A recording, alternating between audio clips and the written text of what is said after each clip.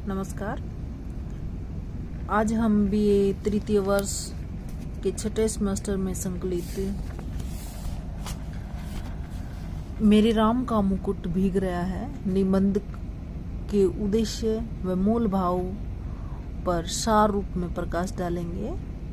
मेरे राम का मुकुट भीग रहा है, ये डॉक्टर विद्यानिवास मिश्र द्वारा रचित एक ललित निबंध है। ललित का जो शाब्दिक अर्थ होता है वो है सुंदर, रमणीय, सरल, प्रिय और प्रांजल। इस प्रकार ललित निबंध का अर्थ सौंदर्य पर निबंध है।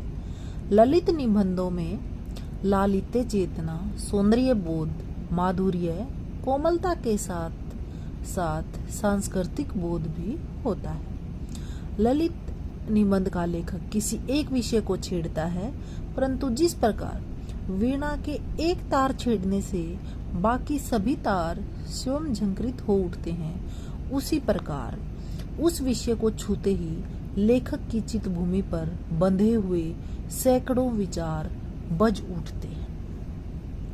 ललित निबंध में निबंधकार के व्यक्तित्व का प्रतिबिंब झलकता है। लेखक को स्वच्छंदता प्राप्त होती है। ललित निबंध में भावुकता का समावेश होता है और कल्पना प्रधान होते हैं। ललित निबंधों में शैलीगत लालित्य की प्रधानता होती है। हिंदी में जो ललित निबंध के जनक हैं वो आचार्य हजारी प्रसाद द्विवेदी माने जाते हैं। इस निबंध में लेखक ने अपनी संवेदना के माध्यम से लोक की अंतर्वेदना को अभिव्यक्त किया है। इसमें लेखक ने पुरानी घटना के माध्यम से आज के मानव जीवन की व्यथा को मार्मिक अभिव्यक्ति प्रदान की है। राम का वनवास करुणा का प्रतीक है। राम का राजतिलक होने जा रहा है, किंतु परिस्थितियां ऐसी बदली हैं कि उसे वनवास दिया गया। लेखक ने कौशल्या के हृदय की पीड़ा को आज की लाखों करोड़ों कौशल्याओं की पीड़ा में अनुभव किया है। अवध के आसपास के क्षेत्रों में लोक जीवन में राम की करुण कहानी उनके मानस पटल पर आज भी अंकित है। निबंधकार अपने घर की मेहमान लड़की जो संगीत के कार्यक्रम में जाती है और देर तक लौटकर नहीं आती, तो उनके मन में चिंता का होना स्वाभाविक है। लेखक ने कल्पना लोक में उस समय राम वनवास का दृश्य जागृत हो जाता है। उस समय उसे राम के मुकुट, लक्ष्मण के कमरबंद और सीता के सिंदूर के भीगने की पीड़ा अनुभव होती है। लोक जीवन की राम के निर्वासन की जो कल्पना है वो अत्यंत मर्म स्पर्शी, हृदय विदारक और राम वन में मुकुट विहीन है।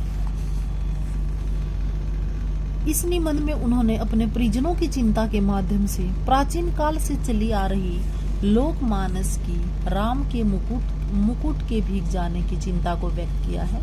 साथ ही अप्रत्यक्ष रूप से आज के लाखों करोड़ों बेघर बेरोजगार लोग जंगल में इधर उधर भटकते हुए युवकों के प्रति भी चिंता व्यक्त की है।